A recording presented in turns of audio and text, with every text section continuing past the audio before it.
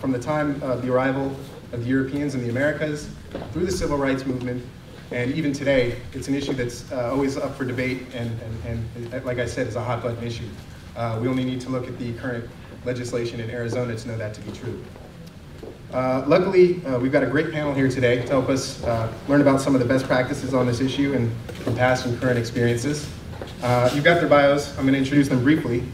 Just so you know how everything this is going to work, each panelist is going to come up and speak at the podium for about 10 to 15 minutes, and then we'll have a good at least 15 minutes for Q&A. So let me just introduce each of our panelists. First, we have Anna Chonger. Anna is the executive director of the Autonomia Foundation, a civic organization in Hungary that aims to eliminate poverty and discrimination toward the Romani people. She spent over 30 years developing and evaluating initiatives aimed at empowering the Roma population in Eastern Europe, particularly in the field of education and employment, and brings with her insight into the situation on the ground, so to speak. We're lucky to have her here in New York City today. Kevin Gover is director of the Smithsonian Institution's National Museum of the American Indian in Washington, D.C., and also here in New York City in Battery Park. A member of the Pawnee and Comanche tribes, he's an expert on Indian law and policy, having served as Assistant Secretary for Indian Affairs at the U.S. Department of the Interior from 1997 till 2000, where he oversaw the Bureau of Indian Affairs. A former professor of law, Kevin will address the missteps and corrections of U.S. Native American policies. Finally, George Caldoun is the Chief Administrative Officer of Harlem Children's Zone, a community-based organization that has been called, quote, an all-encompassing, all-hands-on-deck anti-poverty effort that is literally saving a generation of children by President Barack Obama. George has extensive experience in economic development, which he honed during his time at the NAACP, and is a longtime teacher and practitioner of community development initiatives. He'll speak on the African American experience as well. And with that, I think I'll invite George to come up here and deliver his remarks.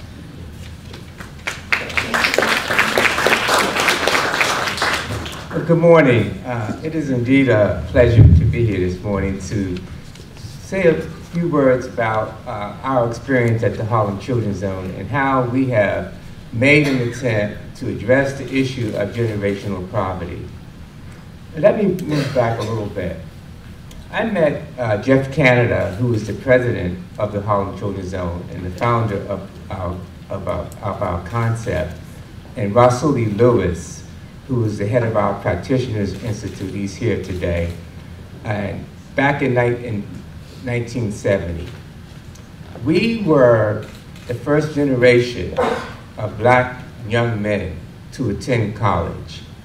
And one of the reasons why the college allowed so many young black men to attend at that time, the name of the college is Bowdoin College, is because back in 68 and 69, the cities of America was in flames. Martin Luther King had been assassinated, Bobby Kennedy had been assassinated, and out of those movements, you had a desire of some organizations and campuses and colleges decided to let and give some black kids a chance at higher education. Without that chance, probably we would not have gone to college. And when we arrived on campus, we arrived with a sense of doing something to eliminate poverty. Many of us that came out of the civil rights movement, some of us came out of the black liberation movement, and we began, and some of us were socialists and communists and Maoists, and when we went to college, we began to talk about how can we change society. That's what we wanted to do. And of course, the professors was taken back. Number one, you got over 20 blacks from the inner cities on campus, a lily white campus, and number two, they come with all this ideological baggage, challenging them on their current theories. Many of them have been giving those same dry lectures for 20 years. But when we began to say, wait a minute, Miles said this, or Marx said this, or Lenin said that, they had to go back and redesign some of their lectures. So it was a very exciting time. And about maybe 2 years ago, we went up to campus, we had a reunion. And we met some of those old professors. And they said that was one of the most enlightening times time for them, because it forced them to really think about the concepts that they were giving us at that time. So for them, they felt that that was an enriching experience. I started working at the Harlem Children's Zone back in 1990. Jeff Canada had started working at the Harlem Children's Zone in the mid-'80s. And when I came to the Harlem Children's Zone, we were working with about 1,000 kids. And we said, well, we're not making a real impact. We had a few after-school programs. After school, and we had a few preventive programs, foster care preventive programs. But we felt that we were not really having a real impact on ending generational poverty. And so Jeff came up with the idea of creating the Harlem Children's Zone, meaning that we just didn't want to work with one problem, but we felt that there were multiple problems facing the Black community. And we were looking at the data, and we said that, you know, our kids are not even starting school on grade level. We're not passing tests in the 4th grade, the 8th grade, and thousands of young men were going off to jails, and the crime rate was off the hook. So we said, we gotta do something about this. So we came up with a comprehensive program called the Harlem Children's Zone. And one of the first things we did, we looked at some of the data, and we saw that Black kids were starting school with a kindergarten with about a 700-word vocabulary, and upper class and middle class kids were starting kindergarten with about a 1,200-word vocabulary. And we had to deal with that problem. Then we looked at the 4th grade test, and the high school graduation rate, the same trend continued. And we said we have to do something about it. So we said we wanted to develop a series of comprehensive programs to address that issue. And one of our first programs that we created was called the Baby College. Baby College was a program designed to give mothers information about brain development, child development, the importance of immunization, the importance of reading and playing with your kid, the importance of having long conversations with your child so that they can develop a strong vocabulary. It's not that the parents didn't want to do it, but many parents just didn't have a clue that this is what you should be doing. And so we started the first Baby College. It was very interesting. The first meeting, we said we wanted to have about maybe 100 people or so. So we gave out about 1,000 flyers. And all the flyers, we said, come to the Baby College. You'll find out about brain development, immunizations, and at the very bottom it said free Pampers and Infamil. So of course we gave out all these flyers, and we had 20 people show up. Oh, my boss was livid. And so he said, let me look at the flyer. He said, George, what's wrong with you? Put the free stuff on top in big letters. Of course we had 100 people show up. So that was my first lesson in marketing. So Baby College is one of our first comprehensive programs that we developed, and then we developed a pre-K program, which is really good. We taught the children in 3 languages, French, English, and Spanish. And those kids were starting school on grade level and going into regular public schools. But we noticed that after 2 years in the public schools, those kids had begun to fall behind. So we said we had to start our own charter schools, our own schools. So that's what we did. So our kids, for the last 7 years, have entered school on grade level, and are now kids who have taken the 3rd or 4th grade reading exams and math exams. They have scored higher than the New York City average. And so we felt that, we feel that we're on the right path. Now let me move ahead a little bit. We have strong middle school programs where our kids come to school after school, plus we have our charter schools where we have our kids. But we also started about maybe 4 years ago what we call our college success program, meaning that we felt that it's not enough just to work with kids early on, but you got to follow them straight through to college. And we have a program that allows us to keep in contact with our kids while they're in college. So we have about 500 kids in college right now.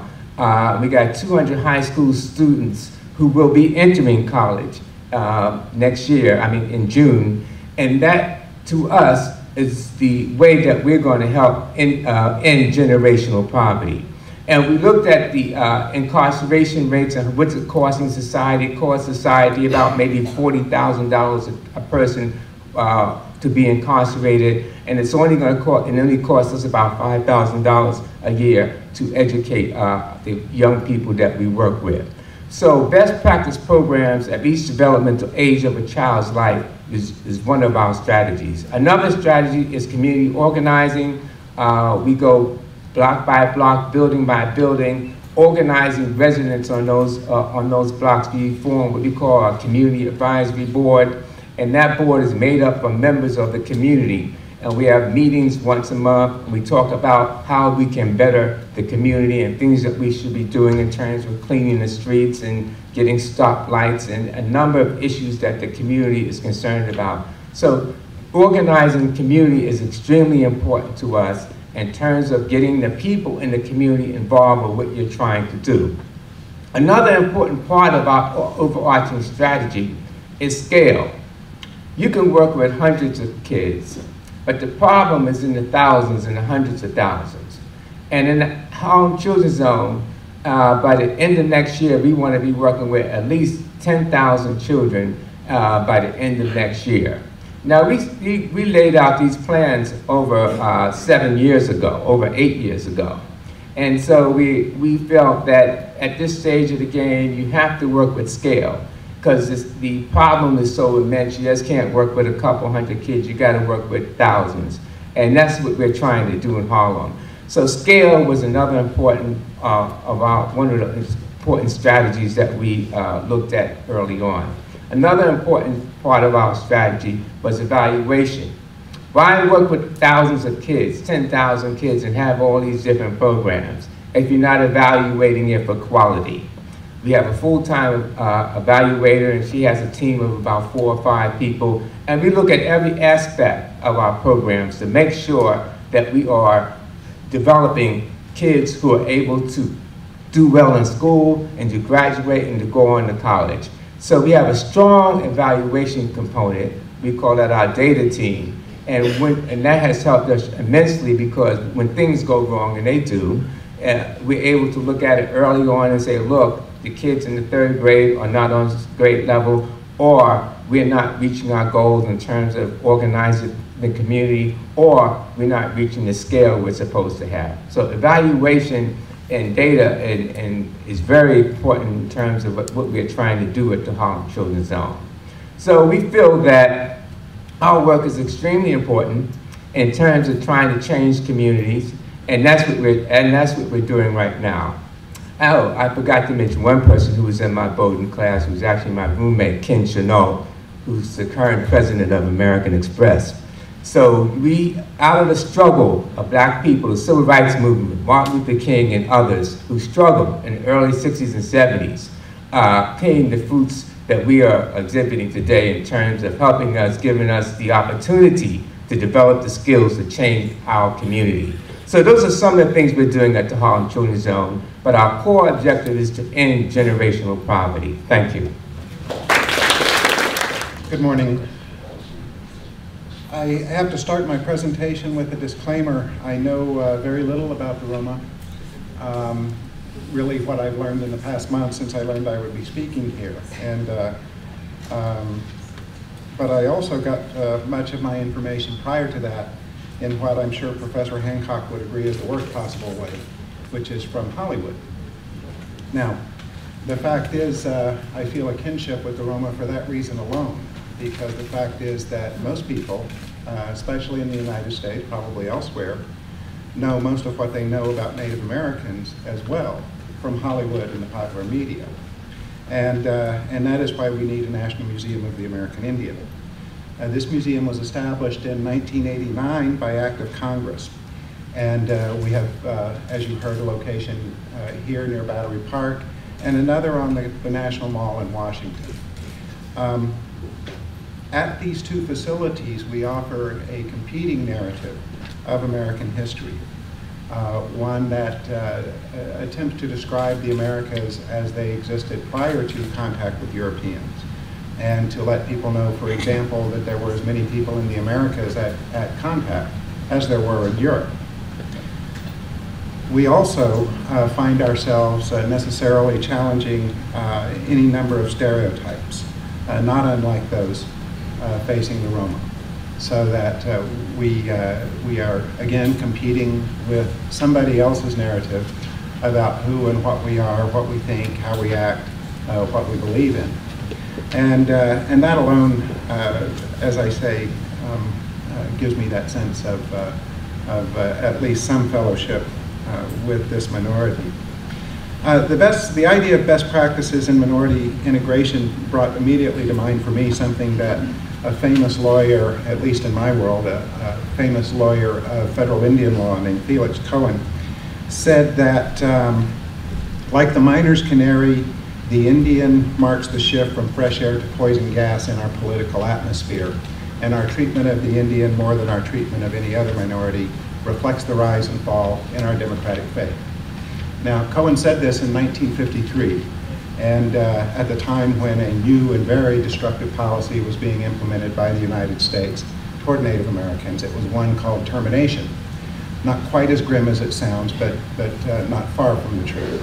And that involved the disestablishment of Indian tribes as governments, as cultural creatures, as sociological creatures.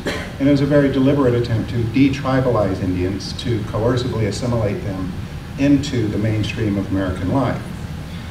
And so I think when we start thinking about, when we began to look at Indian affairs and as having some sorts of insights for the treatment of Roma people, we should think first in terms of let's not do some of these worst practices.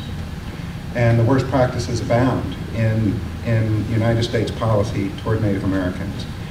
First, there was, of course, as you all well know, a long-term policy of discrimination, not just against Native Americans, but against all peoples of color.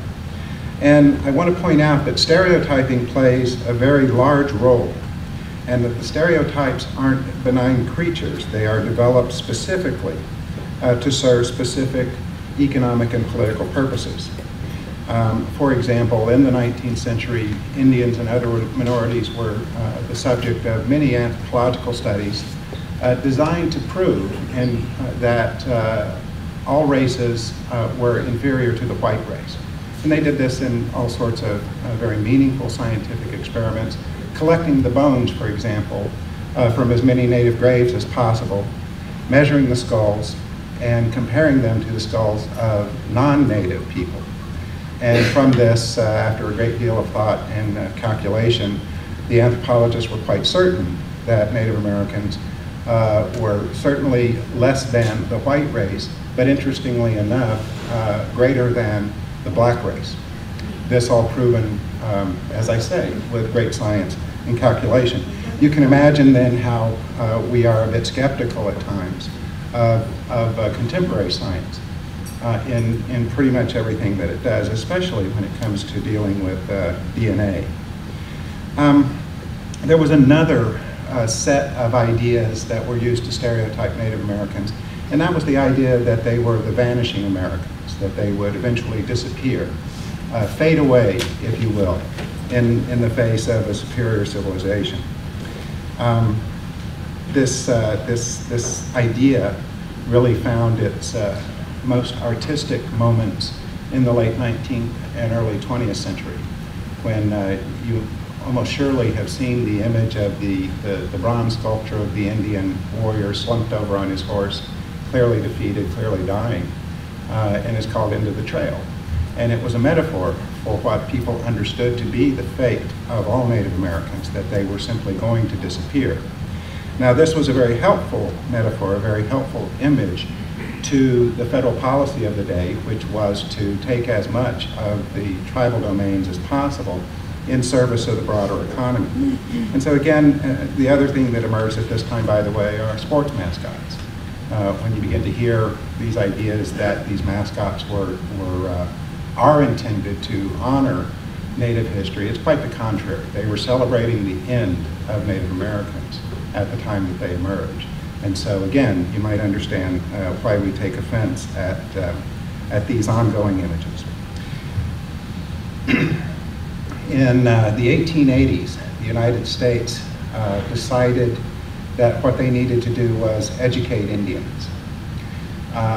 They didn't want to educate them in mathematics and philosophy. Quite the contrary, they wanted to educate them on how not to be Indians. And that was very specifically the goal of the schools that were established for Indians in the late 19th century.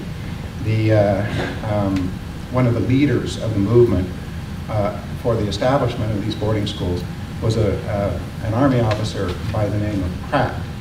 And Pratt said very specifically, and in exactly these words, that the objective of the Indian schools was to kill the Indian to save the man.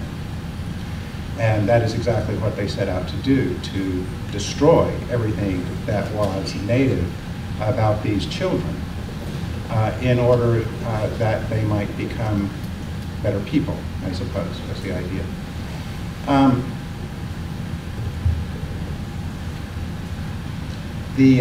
The boarding school policy was part of a much broader initiative. I know what I want to say.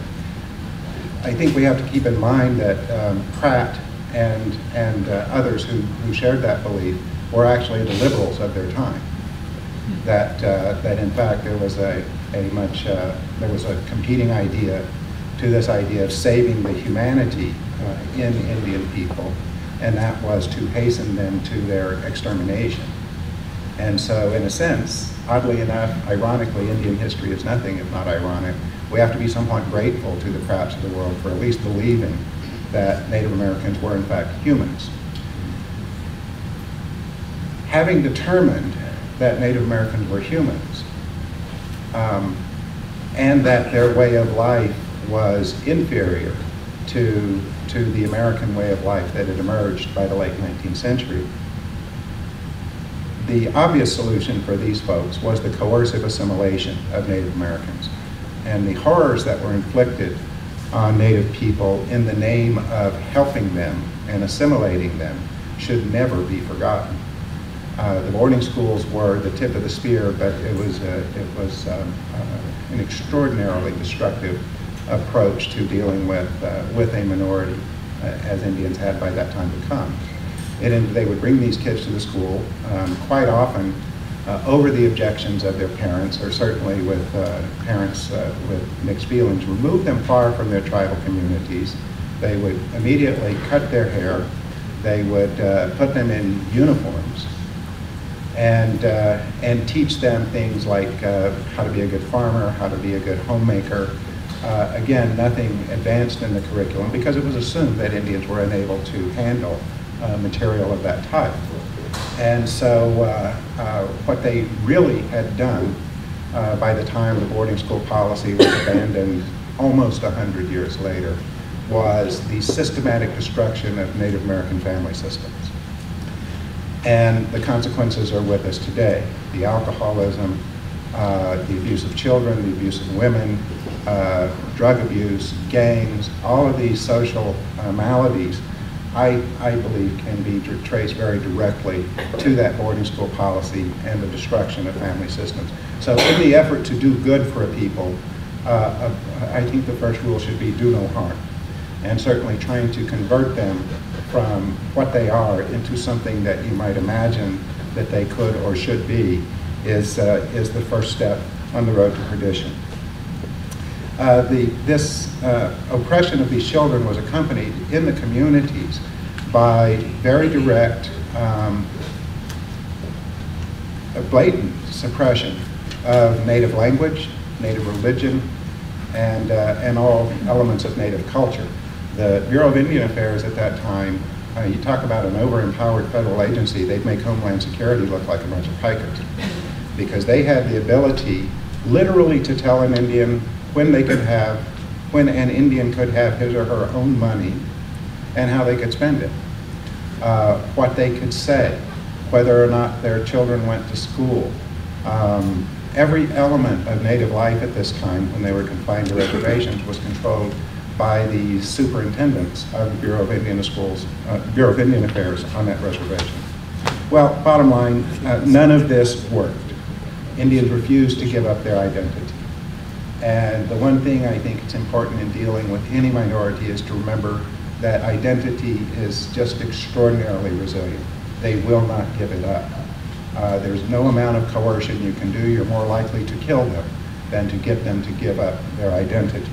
And so in dealing with people like the Roma, I'm quite certain that will hold true for them. So what are the best practices? Well, we now are in a policy era where the policy is self-determination. Really what this means is integration on negotiated terms at the pace that the tribal nations choose. Coercion has been abandoned over the last, some would say 50 years, some would say 40 years. In any event, we know it's been abandoned. And interestingly enough, the pace of integration, the pace at which Indians have entered the mainstream society has accelerated during this time. And it's because Indians now are making their own choice about whether to do that. We had the same experience as African Americans in being invited into the universities at roughly the same time. And many of us did attend, many of us now do attend university. And so all of these things are beginning to really show in terms of the progress that's being made in the community on health, education, and poverty. And so the most important element, I think, of developing a strategy for helping a group of people, by the way, you all know what Thoreau said. If a man were coming to my house with the express purpose of doing me good, I would run for my life. We should keep that in mind. Those are words that are wise. That in our efforts to help somebody else, we can often be very destructive, even though we come about it with the best of intentions. Now, the fit is not a clean one between the Roma and Native Americans, obviously. Native people have always, for example, had nationalist aspirations. In fact, they were nations.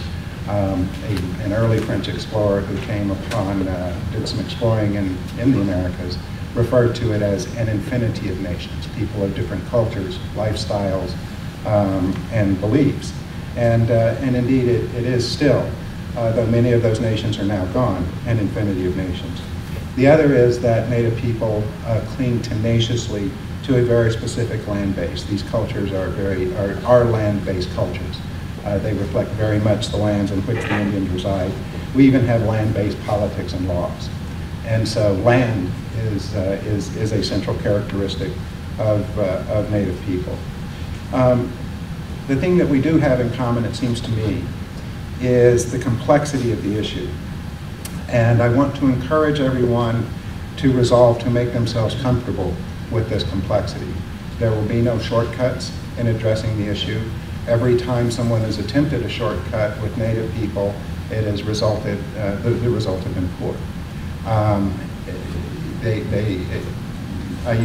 ran the Bureau of Indian Affairs for a few years, one of those other ironies. And we used to we were required by law in many cases to consult with tribal governments on particular issues. Well, there were over 560 tribal governments. And we were trying to implement a national policy on whatever issue. It didn't matter what the issue, education, social welfare, economic development. There was no national policy that was going to work in all 560 of those communities. Nevertheless, we'd be required to go out and have these long meetings to consult with the tribes on whatever policy was going to fail next. And I used to tell the staff, we get 25 Indians in a room, we're going to come out of there with at least 150 opinions. I suspect the same thing is going to be true from what I've learned and what I've heard this morning about the Roma people, is they're not all alike. They have very different aspirations, they have very different circumstances in which they live. Their needs are going to be very different from place to place. And so that's what I mean when I say we resolve ourselves to accept the complexity of the situation, to work with them on a community by community basis, and above all, empower them to be involved in the development of the solutions to their problems. They are not themselves a problem. The phrase, the Indian problem, was very strong for well over 100 years. It ceased to be a problem when finally Indians were empowered to create solutions for themselves. So those are the lessons I think are available for us to learn from the Native American experience. There are many others, of course, but I've got 10 minutes, so thank you very much.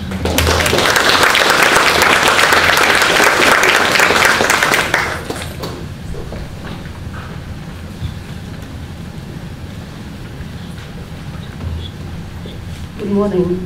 It's a very exciting experience for me to be here because I can learn so much about the similarities and dissimilarities of the minority issue that I simply canceled my original, what I wanted to tell you originally, and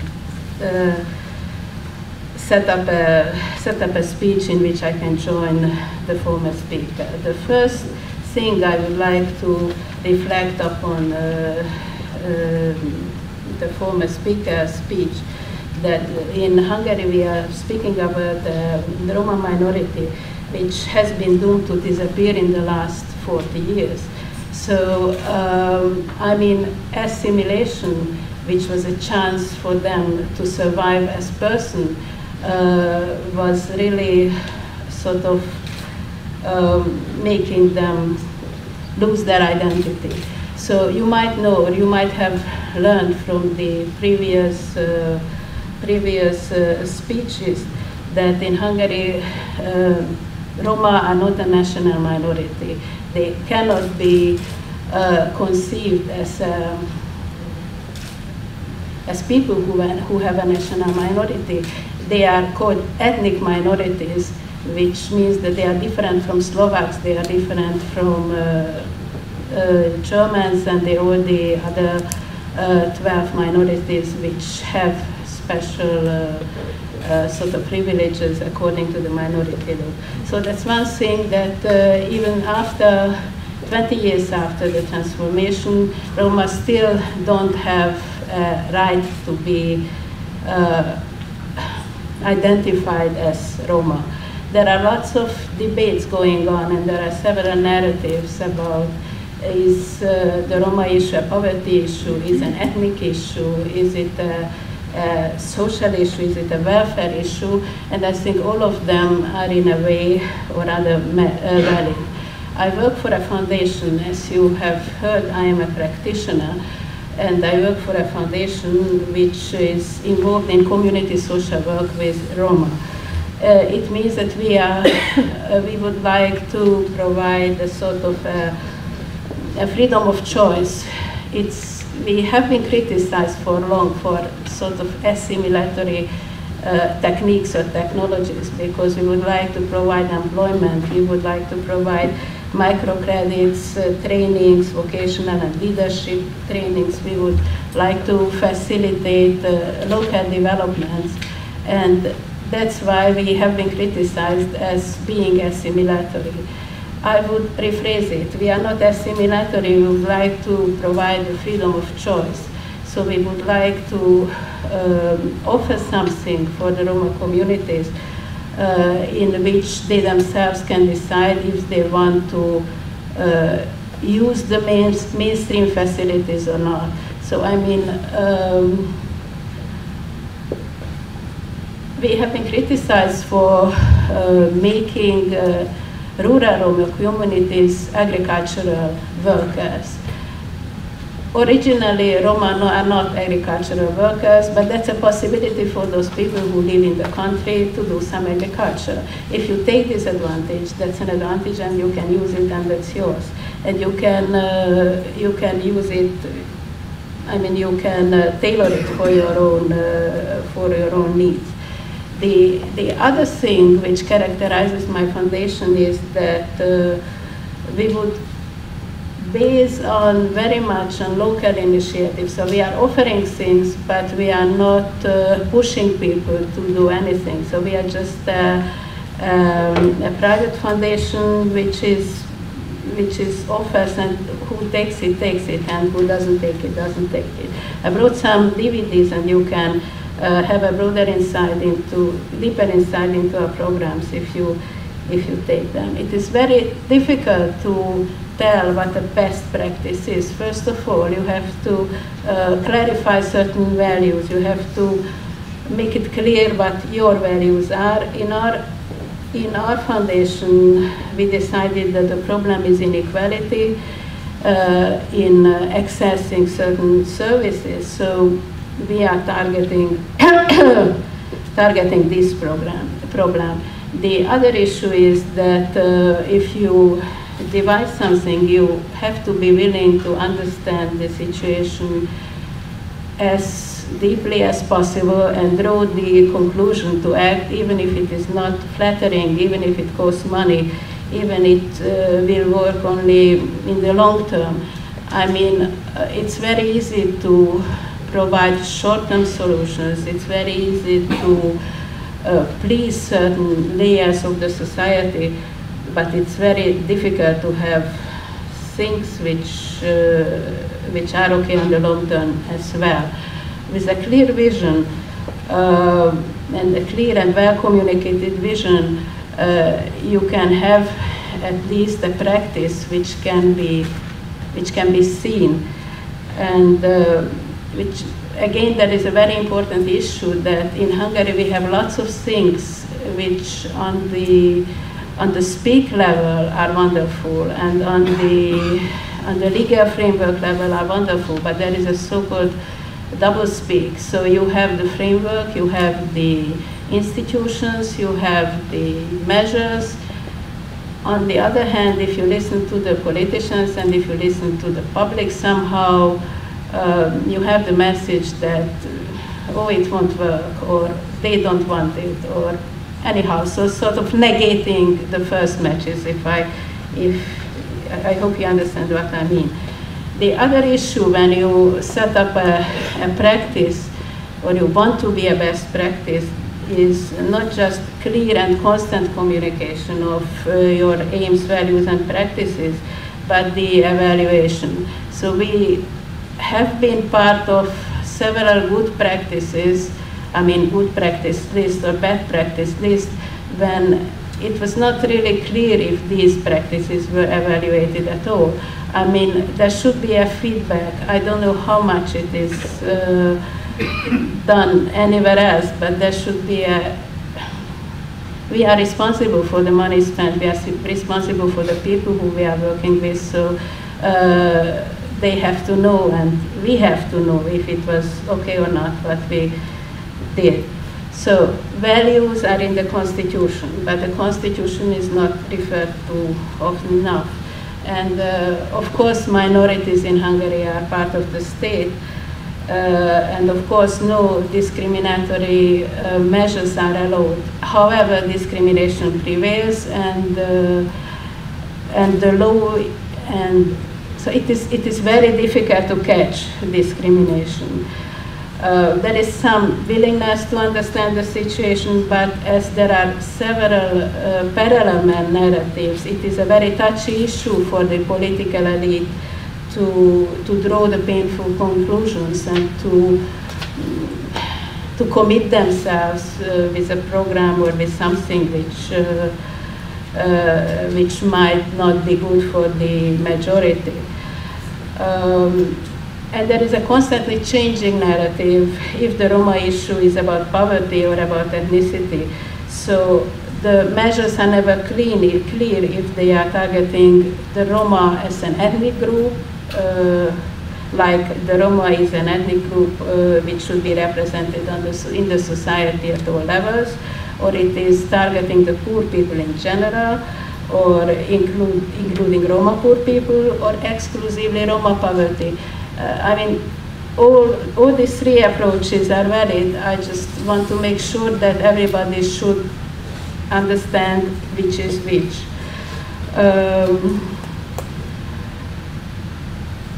Again, what a best practice can do, what a small foundation can do as best practice.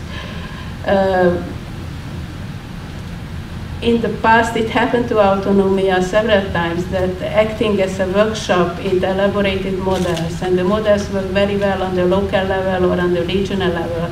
But when the time came and certain governments try to adopt the program, it turned out that the program doesn't work. So I really have to warn ourselves that some practices might be best on the local level, might be best in certain times, but with times changing and with geography changing, they are not going to be best anymore. Thank you for your.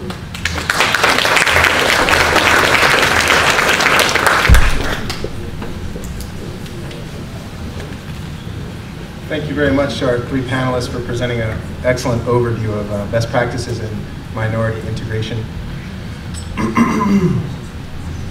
I think since the objective of today's conference is really to advise policymakers as to how to formulate policy based on some of these best practices, I'll just start us off with a quick question before we go to the Q&A. One issue that's come up throughout the day's discussions is education. And I'd like each of our panelists to remark on whether or not education should be the primary focus of government policy when dealing with integrating minorities, or if something else should take priority. We at the Harlem Children's Zone feel that education is essential. It's the cornerstone of our strategy. And we feel that you should begin early, preschool, and work with young people straight through to college. And we feel that that is so critical in terms of making sure young people get an education so that they can contribute to society. And it's just not any type of education. You gotta be, your teachers and instructors should be focused and with an objective to really make sure that these kids learn. Our schools go to 4 o'clock in the afternoon. They close second week in August. So we have an extended day and an extended year.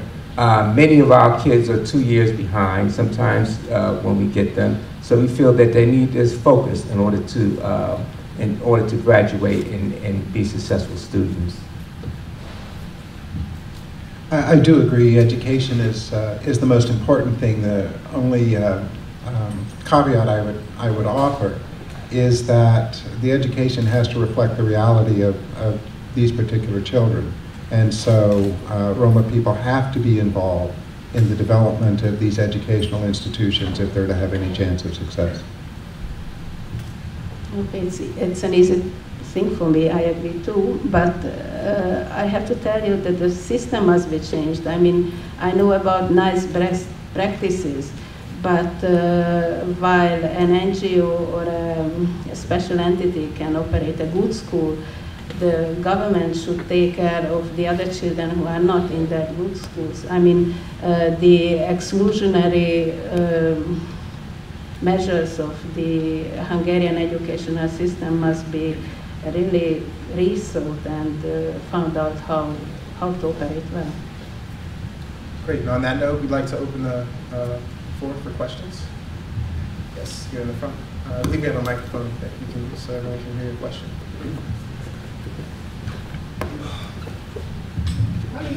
Excuse me, how do you motivate kids that are up through the teenage years to maximize their potential and get the best possible education and develop skills?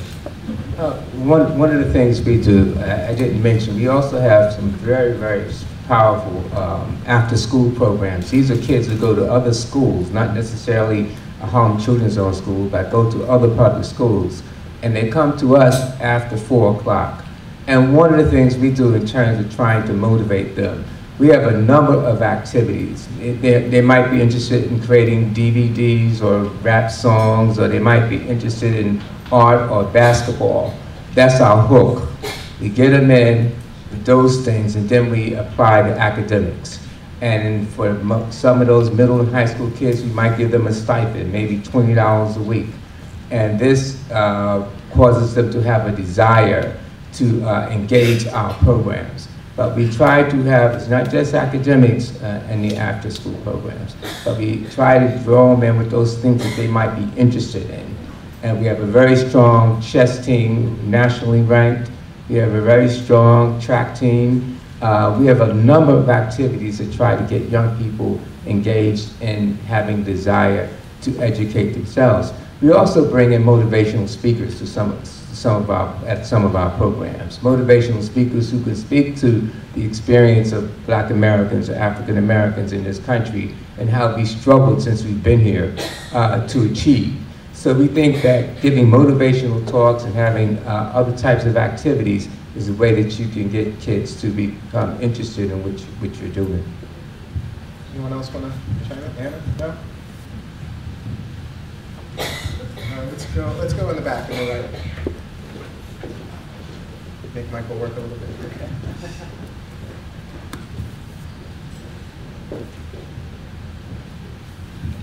Thank you.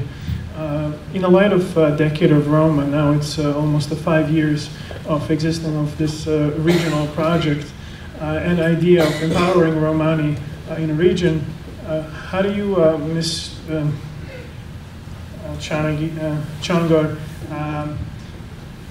as a practitioner, can evaluate what has been done, at least in terms of Hungary? Thank you so much for the question, because I wanted to mention the Roma Decade thing.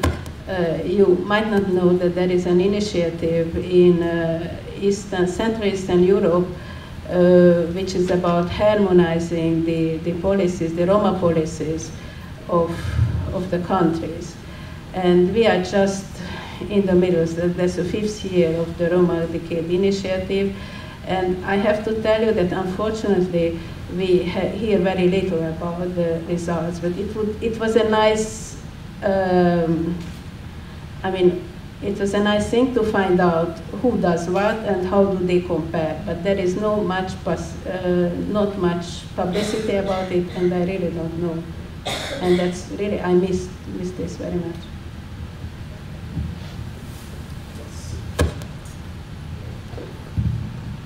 Hi, I'm a non-Romani filmmaker who's been making films with and about Roma for the last over a decade or something, and there's one conundrum that comes up for me looking around this room, which is that it seems like if this panel's about best practices, a lot of people are agreed that involving Roma or self-determination is an important part of any solution. And of course, as a well-intentioned non-Romani person, I have no interest in disqualifying the contributions of non-Roma like myself, but it does seem that so often these situations, the Decade of Roma or these panels, they're very often populated by a lot of non-Roma talking about and dictating what the solutions are for Roma. And even as far as I know, which isn't very complete, there aren't all that many Roma among the panelists, which is not a criticism necessarily, but just a question. How do we talk about self-determination when it's generally outsiders who are talking about and determining what the questions are? Well, I think Kevin touched on that a little bit in his remarks, and I don't know, would you like to expound on that a little bit? Well, it's the question I had when I saw the agenda, and I think it's important for all people of goodwill, obviously, to take an interest and to educate themselves about it. But in the end, the solutions will be developed in the communities. I like, for example, your program because it is so community-based, and you're empowering people to do what they choose to do, and that's the key to success. I don't detect, and perhaps Professor Hancock obviously would know better than I, but a pan-Roma identity, if you will, or a pan-Roma agenda. And so I think it's going to be very laborious. I think it will be community by community, and I think we're as much spectators and facilitators as anything else. Yes, sir. I just wanted to ask the panel that the education, which was the center of all discussion this morning about different areas of the Roma or anybody else, but the education needs to go to the government and the people who would aspire to be in the government, because the antipathy towards, as I said, Irish travellers is extensive. And the panels and the educators and the academics and the social workers are so, in many cases, so disconnected from the actuality of the living qualities of the people and their experiences that every side needs to be more educated, particularly those who are not Roma or Irish travelers. And I'd like to have your responses to that, please. Sorry, do we have a follow-up? It's related? Please. Yeah, I had hoped not to wanted to say anything here, but you have empowered me now. I'm essentially a hyphenated American. I came here from Germany, and in recent 20 years, I have raised 2 children in Germany. They know nothing about Roma. They know nothing about the Holocaust at this time, and they're good children. They were good, but they're dumbed down by the politicians, and thank you for bringing that up. The governments are total failures in Germany. The anti-Semitism is produced by criminal neglect of the German legacy, and my 2 children are victimized by this kind of political negligence. And thank you for being here, and I'm so grateful for having come here, because it's given me new energy to pursue some things on an individual level. Human agency is so important. Governments are total failure. Now, I want to also, while I'm here, this is getting my intestines relaxed. I had an experience, and I'm smiling at you, the Indian expert. I was in Santa Fe pursuing my Georgia O'Keeffe thing, and I was befriended by an Indian. When he realized I was an odd person, I was a nothing, he gave me a total download on the Bureau of Indian Affairs. And he was ready to recruit me and take me to his house and keep me there as an activist, not to make Molotov cocktails, but to talk to you after this panel about feedback, how the Indians view your Bureau of Indian Affairs. Talking about best practices, from that indication, it's also a total failure. Thank you. Great, thank you very much. So why don't we put this to the panel? All of you have worked either in government or with government. Why don't each of you take a moment to tell us about how your organizations have interfaced with government and how we can actually educate government on some of these issues.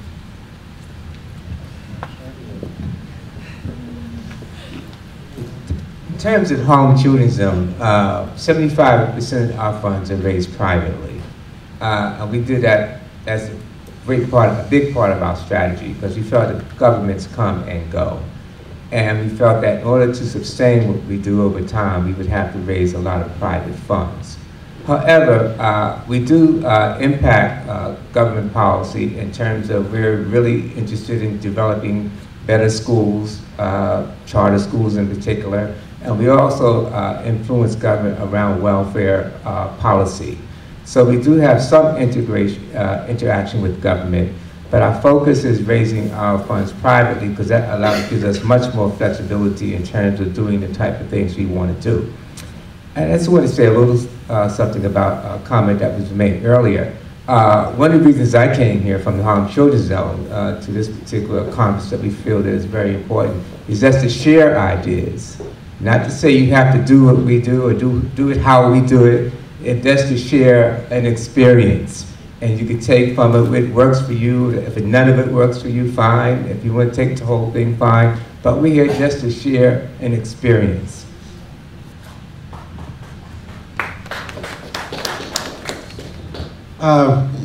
I'm no defender of the Bureau of Indian Affairs, I should be clear. But there are a couple of things to know about it. First of all, for its first 150 years, it was entirely run by non-Indians. Those folks out trying to do, in many cases, what they thought was good for the Indians. And that's the reason the Bureau acquired the reputation that it so richly deserves. That began to change around that time because Indians began working in the Bureau of Indian Affairs, so that today 90% of the employees of the Bureau are Indian people themselves. Third, the Bureau has transformed from the big brother that I described earlier to primarily a granting agency, where most of the money allocated to the Bureau of Indian Affairs and the Indian Health Service, which comes to something like $4.5 billion these days annually, is immediately transferred to the tribal governments themselves. And so it's the tribes who are designing and operating the programs that are intended to serve the tribal communities. And that's really the ideal from my perspective. The Bureau has many other problems. An agency with the history that it had simply cannot succeed in lifting all Indian people from their circumstances.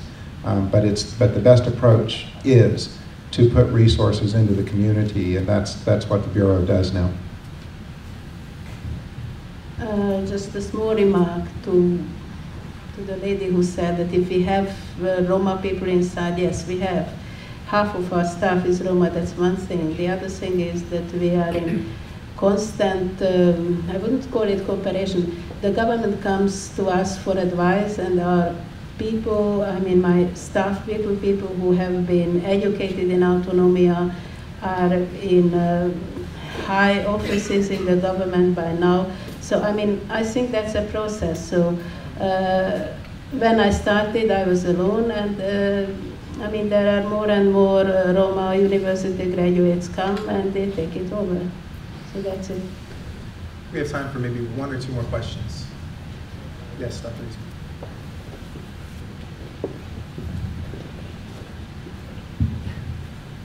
I am struck by the experiences of other groups which have encountered problems as formidable as those of the Romani, and the ways that they've resolved them. And I'm struck by the fact that the most successful have been not emancipations by others, but auto-emancipation, by the formation of effective internal elites who've been able to agitate, who've been able to raise the consciousness of the members of the oppressed group so that once mobilized, they can be effective.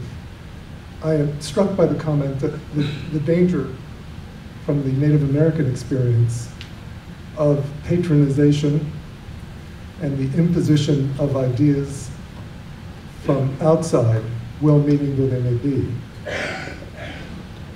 I really believe that the only emancipation that's meaningful is self-emancipation. Obviously, I agree with that, but I think we can, going back to the education of the governments have to have a truly benevolent attitude in order for that to take place.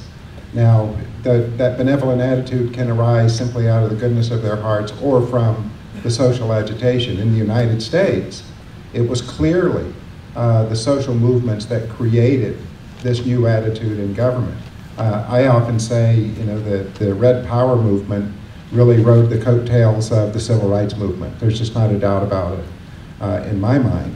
And that movement created the circumstances that allowed us to press our case and finally to succeed in getting government to really empower the communities to find their own solutions. So, you know, the pressure on the governments to do that has to come from somewhere, because governments just frankly very rarely act out of a sheer sense of benevolence and understanding of a minority group. Power concedes nothing without demand. That's clearly going to be the case for every minority. But you're absolutely right that if you, once government has that benevolent attitude toward a minority, the important thing is the empowerment of the minority to find their own solutions. And we'll take one more question here on the right.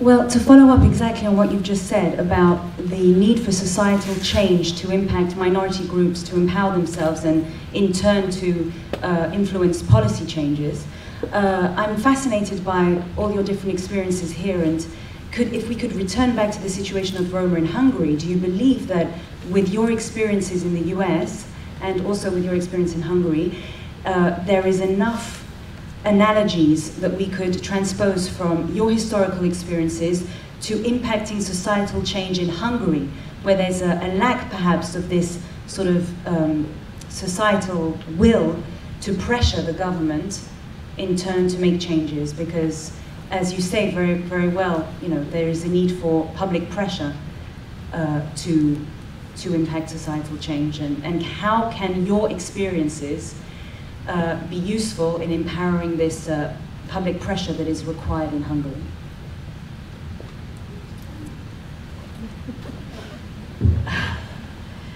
It's very easy to answer because I don't know.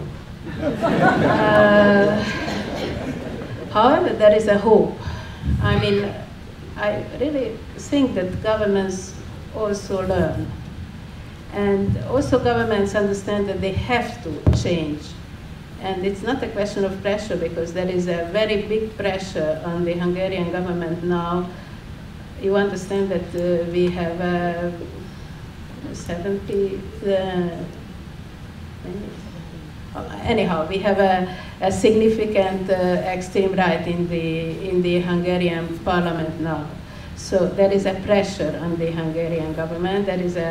We are having very hard times, because the people are going to be frustrated, because they will understand that the long-awaited change of the government is not going to fulfill their needs, not going to get rid of unemployment and so on and so forth.